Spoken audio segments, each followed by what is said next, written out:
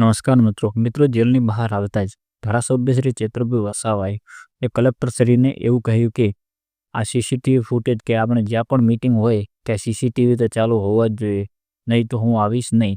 એનું કારણ એ કે મેં 3 મહિના આગળ ભોગવ્યા છે કે વેઠવ્યા છે કે 3 મહિના કઈ રીતે જેલમાં રહેવાય, અને આ લોકો ગમે કે પ્રી પ્લાનિંગ કરીને પણ મને ફસાવી શકે છે. એટલા માટે કાચનો ગ્લાસ અને એ પાણીની બોટલ પણ ના હોવી જોઈએ. એટલે કાચનો ગ્લાસ તો બિલકુલ હોવો જ ન જોઈએ, કેમ કે ખોટી રીતે મને ફસાવ્યો હતો અને 307 કલમ પણ લગાવવામાં આવી હતી.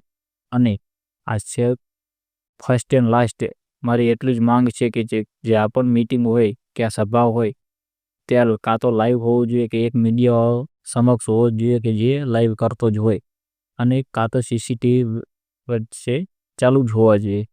કેમ કે સીસીટીવી કેમેરા ચાલુ હશે તો હું ત્યાં બેસીશ, નહીં તો હું બેસીશ નહીં. કાં તો આમની પ્રી પ્લાનિંગ હોય અને આ લોકો મને ફસાવી પણ શકે છે, અને પછી મારે 3 મહિના તો મારે વેઠવવા પડે ને, જેલની અંદર જવું પડે ને. હું કદાચ 3 મહિના આગળ તો ગયો છું, પણ ફરીથી 3 મહિના જેલમાં જાઉં તો મારી જનતાનું કામ કોણ કરે?